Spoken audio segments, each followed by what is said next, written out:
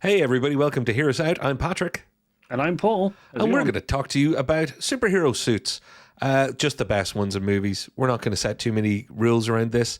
We're going to have a bit of a laugh. The superhero suits been around, Paul, for as long as cinema, because it's not even all comic book movies. There have been superheroes created in movies that haven't been in comics. So it's not just MCU and DCU, DCEU, etc., blah, blah, blah. So, Paul, I reckon we have a bit of fun talking about this. Yeah, I think there's a classic kind of way of going about it, because we're not going to categorize anything or be any specific. I think we're just going to call out kind of suits. I think it does need to be particularly in movies. I think that's the only criteria. Yeah, I'm gonna go classic. I'm gonna go back to an age of which is the Spirit. The Spirit. Ooh. Yeah. Well, Is that the Spirit? The Spirit, or are you? Yeah. Well, the Spirit was The definitely bald one. No, he was the Shadow. The Shadow. That's the one I was thinking. Yeah. The Phantom is the one. I think the Billy one, Zane. Yeah. That's the purple suit. That's also a good one. I enjoyed that. I like Billy Zane in the purple because I watched the Defenders of the Earth or whatever the cartoon was, and Phantom in his own cartoon. I kind of dug it, and it's such a period thing, because it's set in that kind of 50s, I guess, isn't it? It's 40s to 50s. Yeah. It's goofy, but it actually works in the movie. Kind of works It does. in everything else around it. Fair play to them. That was a good one. I hadn't thought of the Phantom. It does. Yeah. I was going to go back to another one. And I think the Phantom and the Shadow I think are pretty good kind of old school ones, because the Shadow is just a classical kind of like PI detective thing. Just the fact that he is hard to see. Yeah. And we can't mention the Shadow without me doing my thing that everybody's overlooked. The Shadow knows. Why do that as your line delivery, you weirdo? The Shadow knows.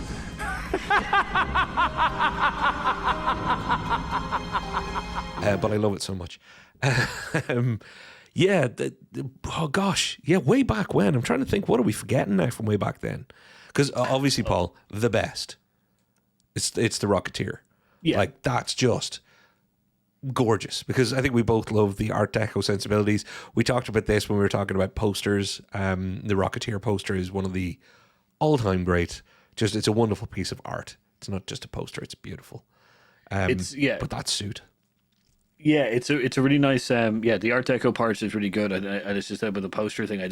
There's no better kind of time period with that whole thing as the Art Deco with the classical style kind of, and literally the only thing you need is literally the classic kind of like helmet and backpack, but then it's the leather coat and the kind of flyboy kind of like uniform that's also attached to that. There's one thing that TV and movies has taught us. It's that worn well in the right time period, a leather jacket is cool. Now, obviously, vegan leather. But I just realised the Phantom's probably set back in that period too. So that would have been like the 20s, 30s, not the 40s, 50s. I must have been way off. Awesomeness, though. I think, and anybody who's looking at the screen right now and seeing the Rocketeer poster, I think you get where we're coming from alongside how that... It just looks cool. It just looks cool. It just does. Yeah, that's it. Episode over. That's the best. I was going to say the Green Hornet is also really good. It's a really it's a weird one because it literally is a suit with a mask. Yeah. Which makes it work though, because again, suits for time periods, which is where, and we're going to have to mention the big guy at some stage. I think Superman is the first superhero, super costume that anybody will ever think of. That Richard Donner Superman, you'll believe a man can fly. Cape, underpants over spandex,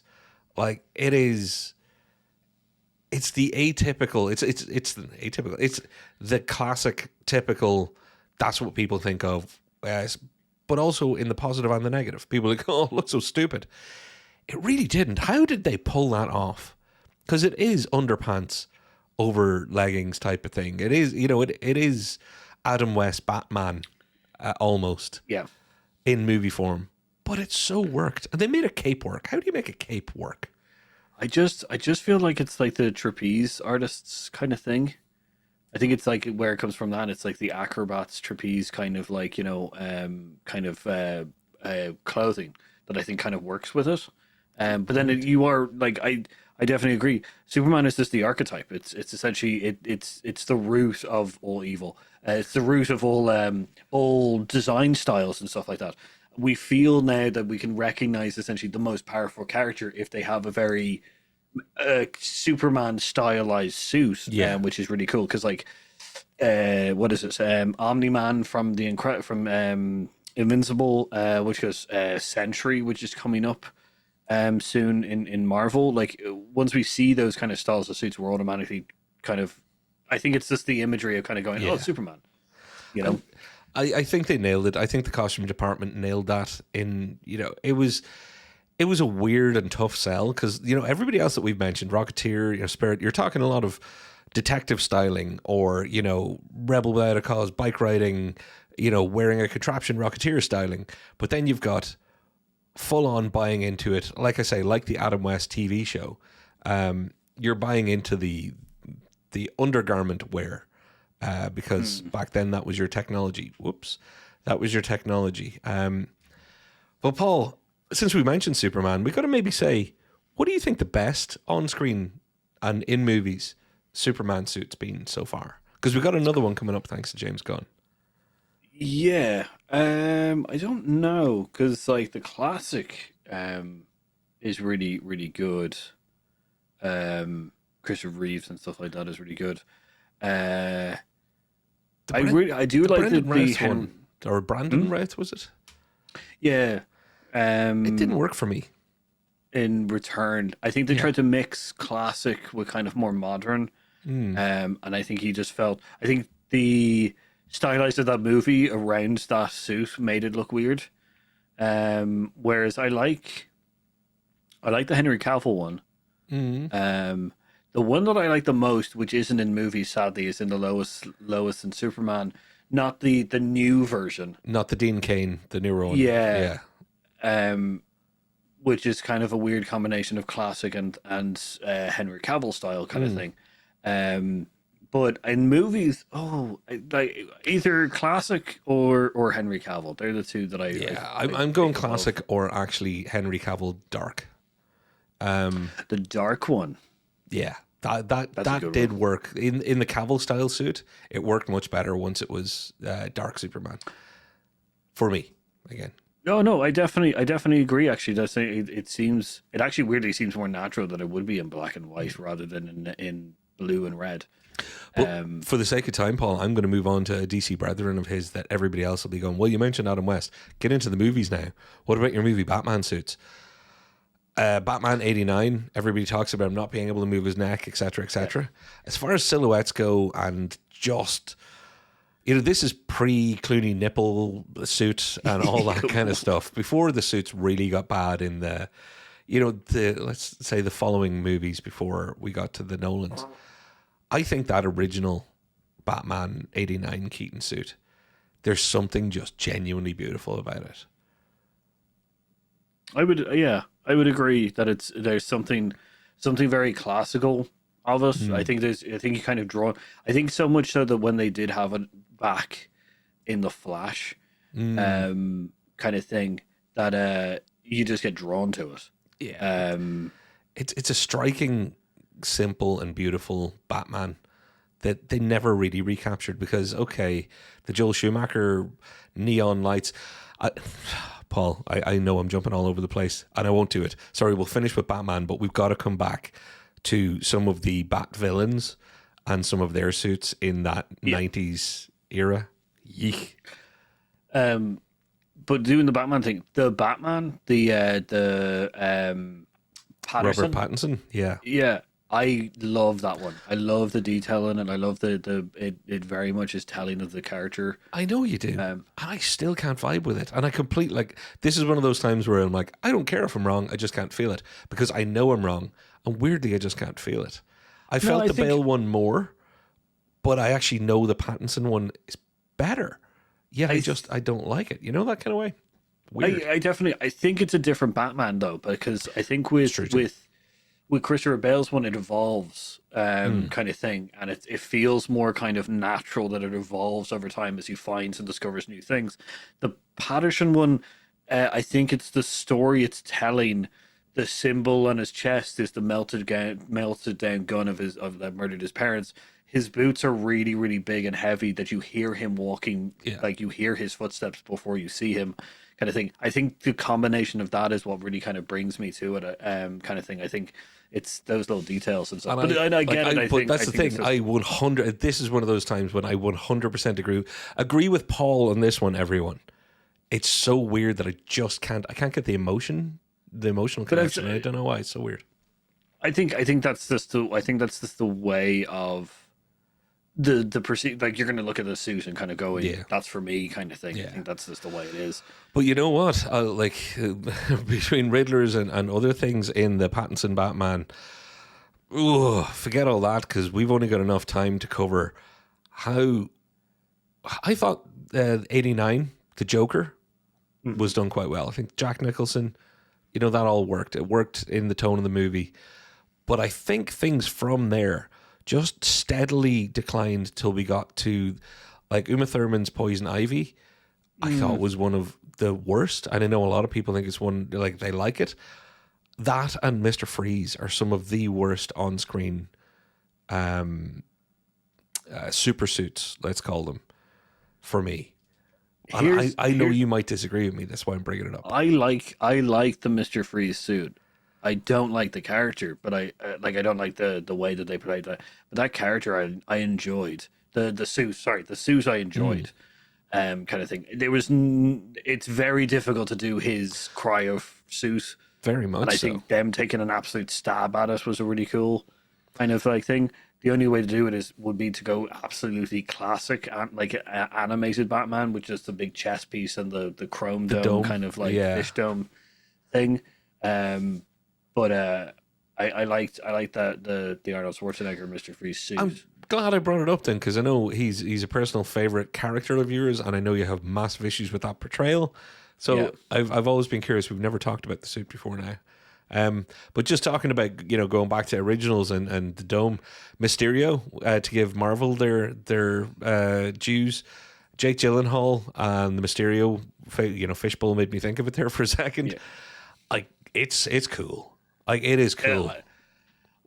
When I heard that they were going to try to do Mysterio, I was just like, that is going to be a difficult sell because that suit is going to be, and they pulled it off so well.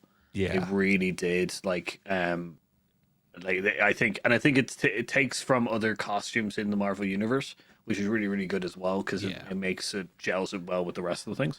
And all of the Spider-Man suits, I'm just going to lump in as they're all nice in their own different way. I'm not so much for the Iron Spider stuff. I do prefer just the suits. But whatever. Just with the time we have left, I think we could do a whole episode of Spider-Man. I don't know if we'll have a good. I don't care about the Spider-Man suits. Yeah, funny enough, that's fair enough too. It's not that I don't like them or like love them or anything like that. I think it's just I think we're saturated with them. That's my problem with it, and I think it's just me. And just from an audience point of view, I think there's things like obviously Iron Man. The fact that they were able to get that CG right and the Iron Man suit is so engaging and is so part of the story and is so part of everything. I think that's one of the all-time great, hey, you think that we're going to mess this up and have a terrible, Iron Man's going to be terrible because how are they going to do the Iron Man suit? They really did nail it. And that, they nailed so many things about that movie. But again, it's a complete CG costume. Well, it's not complete, but it's primarily CG costume. The first one, I definitely agree with you. They really built a lot of that for the first initial one, and I think it really tells, and I think it's going to age really well. The rest of them, not so much. Look, Iron Man is one of my favorite characters. I just think that they kind of crapped out on the other things. The first suit is definitely cinematically the best, but I think I know you've mentioned it before, and I don't want us to end the episode without you getting a chance to mention a particular bad eyebrow man, as I like to think of him. Thor in the original Thor, his suit is very good because it very much informs you a lot about the character and what he's like. He's a warrior, so his chest plate, He's got a chest plate and stuff like that, which is a great contrast to his brother, which is very much leather and kind of more downplayed and stuff like that. But those two characters' suits take after their parents. So Thor takes more after Odin, whereas Loki takes more after Freya. But there's things that Loki takes after his father, which is the staff, because Odin uses a spear and stuff, which I think is great kind of storytelling. Yeah. And they look so good, and they really kind of contrast both of the characters. Yeah, so Thor, though, we've got changes over time, similar to Iron Man. We have got changes of the portrayal, as much as we have changes from the huge mistake, which was the eyebrows. Because honestly, Paul, I love that first Thor movie, and every time you mention how good the costume was, my brain can't see below eyebrow height. Yeah, I get that. Because it's so terrible why they did that. Every time I go back and rewatch Thor, it's staring at me going, how, why, Yeah. But yeah, I think- it evolved. And there's a man that can pull off a cape. Speaking of capes. Yeah.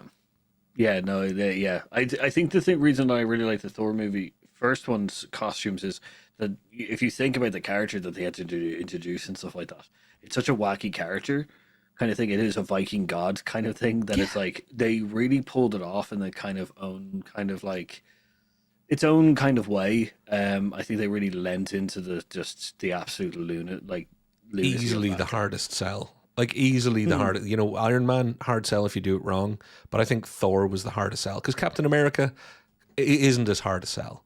No. I think, to be fair, what came after, which was when they announced they were doing Guardians of the Galaxy, I was like, right, well, it's nice while it lasted. People were watching comic book movies. But now we're going to have pushed this too far because we're going to have talking trees and raccoons.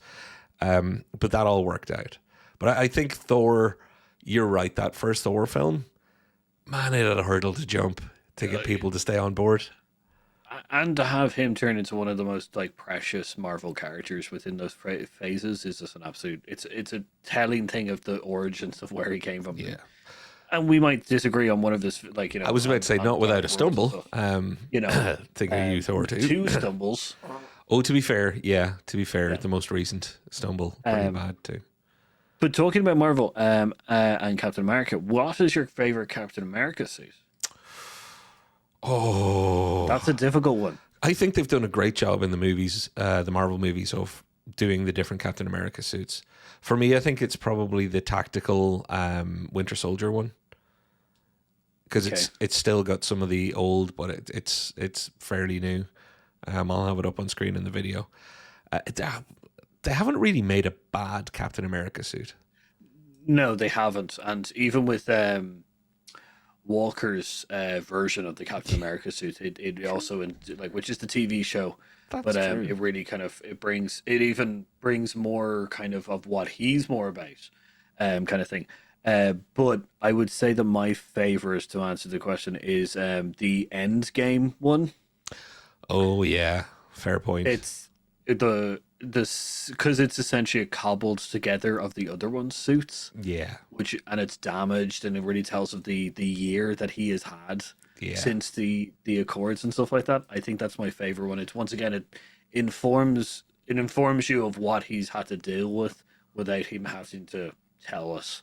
True. And I think it's scuffed, it's damaged, it's And I hate to do it, I've got to bring it up.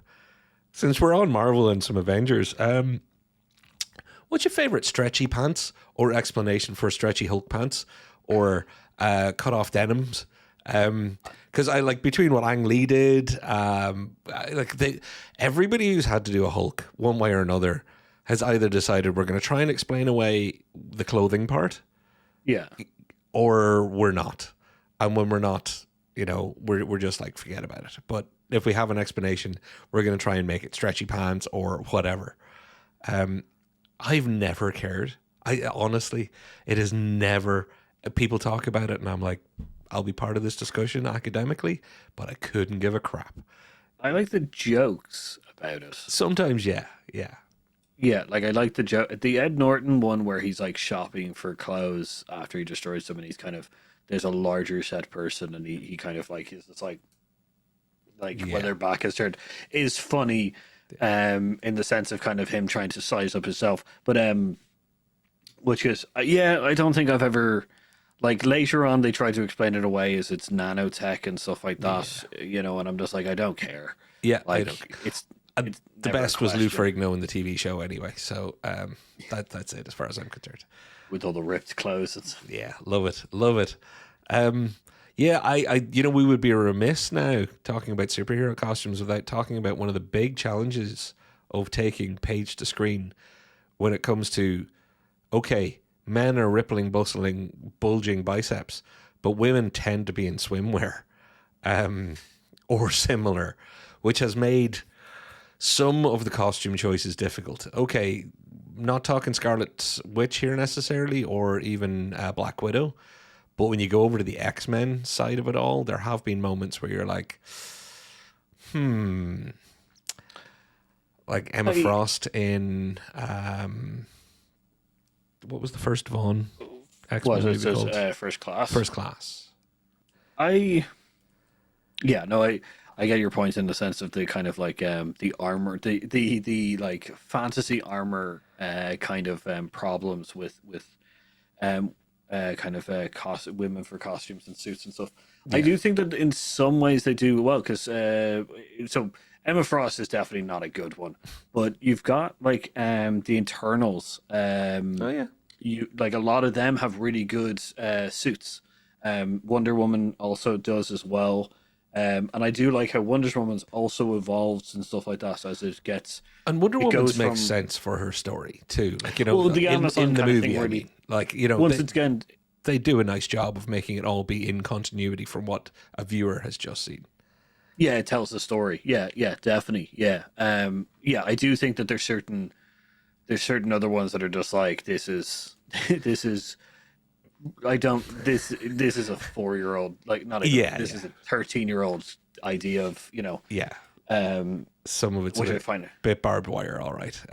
Yeah, so it's a bit of a problem is that there's tons of suits out there because the Scarlet Witch one, I do like that it evolves and stuff like that because the start of the Marvel ones with Scarlet Witch I hate because it's just her in a trench coat, and eventually it kind of evolves, and then in what? Sorry, who are you talking about there? Sorry. Scarlet Witch. Scarlet Witch. Okay, sorry. Yeah. Yeah, because it's just a trench coat. It's a red trench coat eventually, and then but it isn't until Multiverse of Madness. That actually the kind of like witchier kind of like suits come out, and I don't want the classic X-Men version of it, which we do get in WandaVision. Don't want that at all. But I do like the way that they eventually turn it. Yeah, and they poke fun too, which is nice. But you've hey, X-Men. Talk about the original X-Men and the outcry of why are they all in just black leather. That was a time when people were afraid that superheroes weren't going to be taken seriously. So they're like, let's not try and get Wolverine in his yellow and you know, points. There was this big a backlash. I remember at the time people freaking out, going, none of these, like, this is all just you know, motocross rider suits. Well, why is everybody wearing something that they're about to jump on their Honda Fireblade and head off for a scotch on their motorbike? And I thought, you know what? They had to get a lot across. They had to get past a lot of studios. They had to get a lot of bums and seats. I completely immediately forgave them. I was like, you know what? Those leather suits, they kind of make sense. And to have Scott Summers give it the whole, like when Cyclops says, you know, what do you want? Yellow spandex? I'm like, okay, cool. He's got away with that. Yeah, I think it isn't until you set. They've done a lot of the legwork to be able to allow us to have Hugh Jackman's now yellow suit in Deadpool 3. Exactly. Like, that's the thing, because as you say, there's a lot of ticking the boxes and trying to get through people who are just like, you want to do superheroes. Yeah. But sure, he's not Superman or Batman. Why would we bother? Exactly. There's superheroes that I really enjoyed that we haven't talked about. Oh, go for it. Rorschach's, Owlman, Silk Spectre, like the Watchman suits, the comedian, the evolution of the comedian suit is great. Brilliant. Absolutely. Like if I have to pick one from the Watchmen, it's going to be the comedian looks. Stunning. Absolutely stunning. his evolution from essentially a kind of slight joke thing to a more militaristic kind of like policeman suit is a great evolution. Yeah. It's an incredible one of showing more and more how dangerous it's actually gotten. It tells the story again. I like Owlman's suit. I really do like Owlman's suit. Rorschach mask is amazing. Yeah. Silk Spectre. Again, they try and talk about it a little bit. To be fair to them, They do try to make jokes. Yeah, it is. I What do it is, like but the it's- original Silk Spectre one. That's very classical kind of thing. I really enjoy seeing it on the bomber. Yeah, As that kind of like classical kind of like the painting, fuselage art. Yeah, yeah, which is good because it shows that it's iconic. The Silk Spectre 2 one is like, yeah, okay. yeah. But there's that whole opening montage has so many kind of classic superhero costumes for that genre. And the idea of the story contains, for anybody who's not familiar with Watchmen and just watch the movie, you will catch a point where somebody has a cape and it's caught in a revolving door. That's a nice reference to the fact that that's why capes are dangerous, because a cape can be a superhero's worst enemy, because it's not a practical piece of work, unless of course you're Doctor Strange, in which case your cape is not your cape. Your cape is your best mate. Your cape is your canine pal who isn't a dog. It's your, what the hell do you call it? What's the word for like fabrics? It's your haberdashery pal. Yeah, yeah. I do think that's a good because I think that also ties into the Christopher Nolan's Batman Chris Bale's Batman as well. Yeah. That the cape is functional. It turns Yes. into a wing, which is great.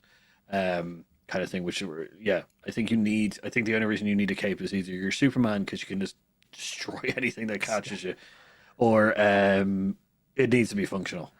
It's true, actually, to give you that. It's hard to have verisimilitude happen, to have that feeling of realism happen in superhero stuff as it is. So if your cape is functional, it's good to be able to point that out, just to get people across the line of why is this ostentatious person? Like you say, unless you're Superman, in which case you can wear anything you want because you're Superman. Or in the case of Thor, it's it's the royalty, it's the regality, it fits in with the genre or oeuvre, whatever way you want to put it, that they're coming from. There are others that we haven't mentioned that are terrible. Like, everybody famously hated the complete CGI Green Lantern suit, and I'm not defending it, because no, I thought it was a huge mistake, huge mistake. Yeah. And for anybody who remembers Spawn, whatever they were up to with Spawn, it's a film that nobody of like the modern generation, if you're old enough to remember Spawn, that had some, that reached a little too far in a lot of places. But yeah. Sorry, you were about to say? I was going to say that because it sparked a memory there of Spawn is terrible. It's the Daredevil one. The Ben Ben Affleck. Affleck Daredevil one is like, because it was like semi CGI sometimes and not. It really made it difficult to even care or like that. It didn't work. Like, whatever about red leather and all the rest, and the Daredevil Netflix show had their efforts at it once they introduced the suit, and the suit kept having the Mickey taken out of it in Defenders when they finally all got together, and they're like, "You wearing the thing again? Okay." It's a tough costume to get right, but the TV show showed that there are better ways to get it done than they did in that movie, for sure. But if you're talking about red leather suits or red and black suits, that's where something like Deadpool nailed the suit, like made it so much, because that whole thing of like a cowl and still being able to see a mouth, or everybody take off your helmet, take off whatever, we want to see the star's face. People love Deadpool and the Deadpool look and suit, and it's transcended the idea that it's a superhero suit. It's like, oh, that's Deadpool. Yeah, I definitely agree, and I do think that it took Ryan Reynolds a lot of because usually it's yeah, I want to see, as in it's not usually the studio, which is the funny thing. It's usually the actor who puts it into their writer, saying like you know, I need to have be seen, Yeah, you know, kind of thing. It takes a lot to be able to be just like, no, I'm playing a character. I need to play the character right, and he barely takes off his mask. There is another person I'm thinking of, which I don't think counts as a Carl superhero. Urban in Dread. Yeah, Thank you. We are the that same takes person. yeah, it takes a lot to decide I'm not taking it off, and it's because Yeah, the character never takes it off.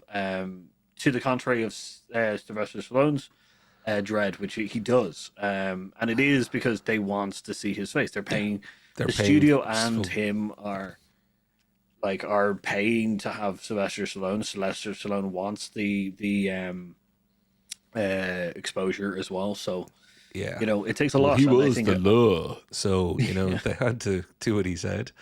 so. I do have to take a lot for Ryan Reynolds to be just like, no, the character barely takes it off. Like I my think it's personality will probably come through enough that it won't need it. and it's the little things, and hopefully I'll be able to show this on screen. But there's little things like even just making the suit and the mask in particular work. You know, there is a moment where he sniffs in smoke through it. That absolutely helped make that a real thing for people. Taking the outside to the inside of a suit hasn't really been done that well in full face coverings. Like it hasn't been done that well that often. I think that was a No, great one for them. I also like the drug part. He puts it under the mask. Oh yes, yeah. That's a good one, and then just hits his face. Yeah, that is a funny. It's a funny moment of But kind of more. But it's Then bringing the suit to life. It's like, yeah, this is not just a thing. This is costume. This is what I'm wearing. This is my, this is my battle gear or my, my yeah, superhero identity gear. it makes it more familiar. It makes it more kind of like every day. That Yeah, it's more kind of like that we're not seeing it in its most pristine kind of thing. We're seeing it like the mask is kind of just put on, and there's yeah. things kind of, it's not the pristine view that we get like at the start or kind of thing, which is cool. And look, we're going to have to wrap up at some stage, but there's one that hasn't been mentioned that isn't really a superhero suit. I think selling the idea of a superhero or supervillain, because let's face it, the villains deserve a shout here too. Heath Ledger's Joker, like the costuming was perfect, just absolutely perfect. But the makeup was makeup and hair, or hair and makeup, I should say, just nailed it. And his performance obviously landed the plane completely. But my God, did they give him the right things to work with? I know people who hate comic books, hate the idea of comic book movies, but when they watch The Dark Knight, they will say, it's like, oh, what a performance, exactly, all the usual things. But quite often you'll hear somebody go, God, they really got the whole, like they got the face, didn't they? It's like, yeah, they really did. Down to just how it's held in wrinkles and how it's not, and how it wears in different scenarios. Like that's the attention to detail that can pull off something as, as big, as explosively visual as Joker face. I do think, yeah, the suit and stuff like that. It's also nice to know that, like in the context of the movie, that it's an upgrade for him. It's like it's not in a lot of perceived ways. It's not like so. I guess the great kind of thing of the Joker's suit is the fact is that he chose it. Like he went into a shop and bought all of those pieces and stuff like that, and got it tailor made and everything like that, which is a very kind of nice part to that whole thing because he's just wearing a brown suit at the Yeah. start, and that's I like that. I like that kind of like he went out and picked all the colors and put made it into a kind of a long kind of like with tails and everything. Yeah. A very much a ringmaster's type of suit. True. Because it feels like it brings it more to life. It's a more realistic telling of the Joker character, which I do think was going to always be a very difficult thing to get across. Like, he stands out, but not only because of the suit being purple or that kind of thing, it's because the character that's in it, Yeah. kind of thing. If you saw that within a crowd, you may go, "Oh, weird purple suit," and that's it, and move on, kind of thing, which is really, really nice. It means that it really blends well into the Christopher Nolan's kind of Batmans. It's true. It's very, very true. So, Paul, anybody you want to get in there before we head to closing the doors? Well, we're talking about villains. Oscar Isaac's Apocalypse from the terrible movie. That suit is really, really good. I guess. I guess it is. I find it hard to look past anything in that movie. Like, I find it hard to see anything in that movie because I was so like, oh God, no. Oh, the rest of it is terrible, but the suit I think is really, really good. And then one other is. No, I had it in my head. Damn it, I lost it. The Apocalypse I really, really enjoyed. Just to kind of being able to bring that. That's such a difficult thing to bring to the screen. Our top pinned comment will be the thing that Paul remembers after we finish recording. Yeah, yeah, that's true. So yeah, and that's why I want everybody to get like. Obviously, I think for me, it's pretty clear that I think. If I was going to say what's the prettiest, most beautiful, whatever, it's the Rocketeer probably. What I think they did the best with what they had at the time, it's the Donner Superman. I think that was a hell of a thing to pull off. And I think Iron Man was one of those. That's a high watermark of wow, well done. I think you were spot on to bring up Watchmen. But for me, it's that Deadpool. I'm going to call it costume as much as suit, and the fact that it's it's part of the story. It's introduced. The reason wear red, dummy. And I'm wearing red so they don't see me bleed. Just everything about it, and the cheekiness and the stupidness, and it's I love it. But I think it's amazing that there are so many good ones to choose from when you consider just how hard this is to do. Sorry, Paul, you were about to say about Deadpool. No, I agree. I think it's, they pulled off a lot of them. And I think I was trying to add on to the Deadpool thing, which is, I think it's the pinnacle of like the costume design thing. Like, it's not the best made or anything like that. I just mean that we've become so accepting of, because that all of the preceded ones are so good. Yeah. That we've gotten to the point where when we do see Deadpool and Hugh Jackman's Wolverine's yellow suit, we immediately are just excited for it.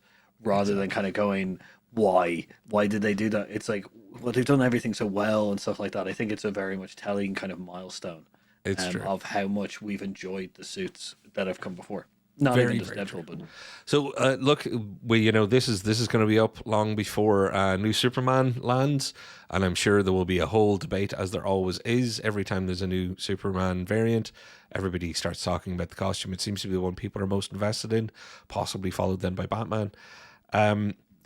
I just want everybody to out there, let us know what you think. What one you particularly enjoyed and why? Let's feel free to add the negativity of what ones you hated and why, because that seems to work better on the internet. But I would love somebody to pull something that we've forgotten and be like, remember this one? How well did they do that? Because you think there's only like 10 to choose from. There's not. There have been so many for so long in the history of cinema. It's really, really impressive.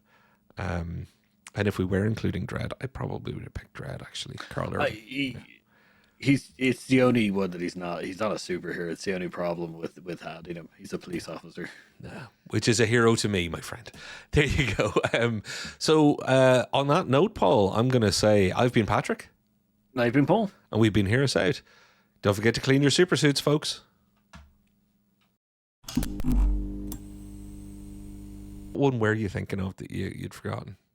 Abe Sapien from Hellboy. I think I mean his costume. I know that Abe Sapien is like a creature, because you could also be this like, what about Hellboy? Hellboy is just shorts and a trench coat.